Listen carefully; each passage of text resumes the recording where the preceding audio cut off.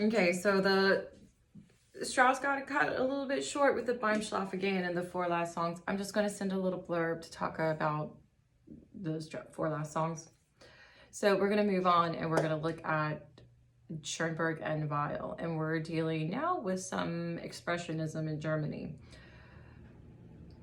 So at the end of the 19th century, Wagner kind of breaks tonality. He emancipates the pitches. They're free with the Isolde chord. Major and minor are no longer necessarily cornerstones of music. They are colors. And other forms of music take precedence, like when they're composing. Like, you can still maintain form and structure and that kind of thing, but they're not confined to the tonalities anymore. So expressionism is like the bringing out the grotesque. These are some paintings. The terms comes from literature. Schoenberg was actually a painter as well as a thing, and this is his self-portrait. Right? So like the Scream painting that's really popular, that's also an expressionist painting. But like, look how gnarly these lines are. Things are angular, they're grotesque, they're dark, they're inner demons. We're like really looking at inner demons right now. And in case you didn't know the Scream painting that I'm talking about, trying to pull it up, it's right there. Yeah, that one. So music reflects this too. This is going into Schoenberg's second Viennese school. So this is before the World War I, when the world really starts blowing up, and then it kind of calms back down and then it blows up again. And a lot of this is like coming out of Germany. So we're gonna listen to Pierrot Lunaire, the first one. This is when, well, here we go. We'll just listen.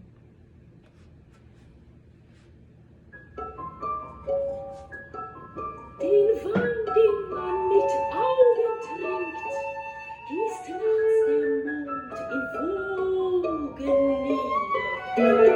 Und eine Sprengflut überschwemmt den Stil. Okay, so now we have the singer is asked to do what's called Sprechstimme. It has little X's over it instead of like quarter notes on notes. It's like the approximation. So you're on speech and you're going through it. People think like, oh, that's easy. It's not. Just because it doesn't sound lovely doesn't mean that it's easy. It's definitely not, because you still have to kind of be there. And like the rhythm and the textures, and it's just kind of really wild. So Pierrot Lunaire is about a crazy clown. This is the Mundstück. It's the first one. The first one out of what? There's like 7 or 12 in it.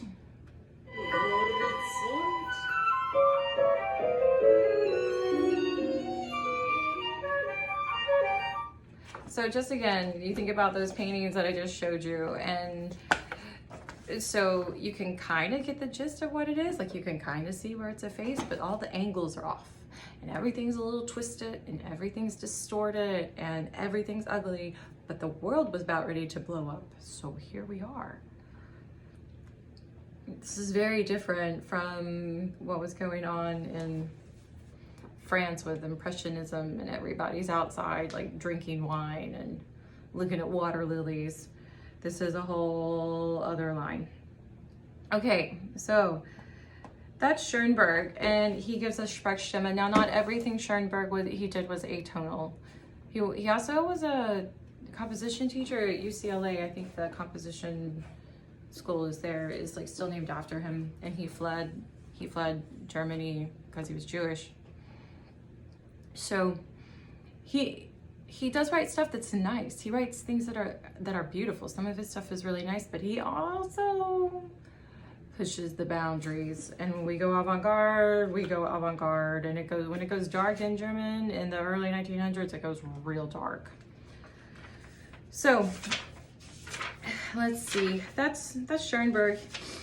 He was alive at the same time Strauss was. So like, I mean, this is like Strauss here. Strauss in Germany. Schoenberg in Germany. There's a lot of variation, and things are just going to keep like changing. We're going to talk about that when we get to Boulanger a little bit more. So there's that. He has really cool stuff called the Brettellieder, which is a cabaret set, which deals with some creepy text. There's like pedophilia in it, and it's. But we're gonna look at the world. Okay, so in the world of cabaret in Germany, if you've ever seen, oh my God, Cabaret. I couldn't think of the show. Oh, I told you I was tired today. The Cabaret show. This is where like the underground stuff happens in Germany. All of the monsters like get released. We're gonna look at Kurt Weill. Kurt Weill also fled. We're gonna look at, let's see, he wrote jazz stuff, he wrote cabaret stuff. We're gonna do one of these songs just because I like this song.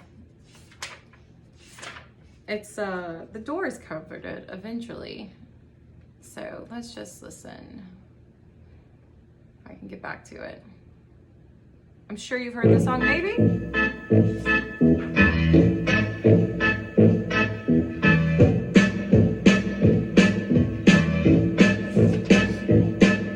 Show me the way to the next whiskey bar. Oh, don't ask why. Oh, don't ask why. Show me the way to the next whiskey bar. Oh, don't ask why. Oh, don't ask why. For if we don't find the next whiskey bar, I tell you we must die. I tell you we must die. I tell you we must die. I'm waiting for the B section to come in. It's right here.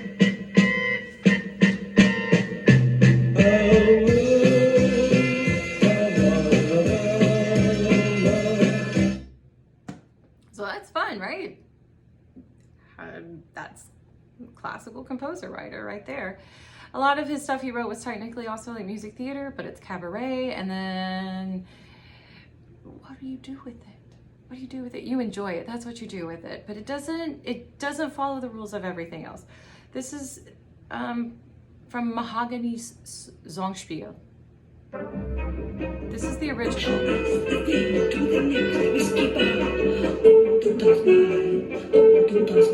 We get more Sprechstimme. For we must find the next whiskey bar. For if we don't find the next whiskey bar, I tell you we must die. I tell you we must die. I tell you we must die. They just want the whiskey bar. That's what they're looking for.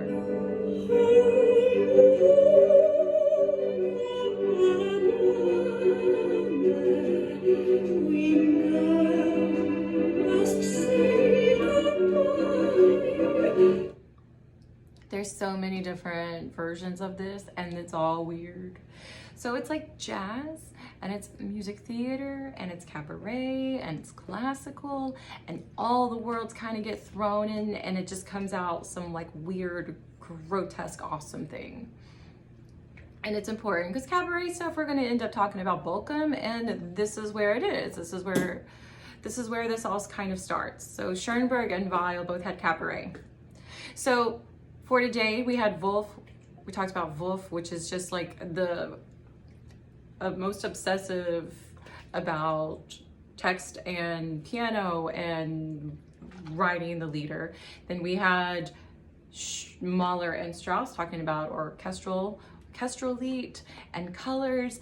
And then we have the dark side of the world with Schoenberg, maybe the more interesting side of the world, with the cabaret stuff with Schoenberg and Weill and Sprechstimme, and things just get gnarly.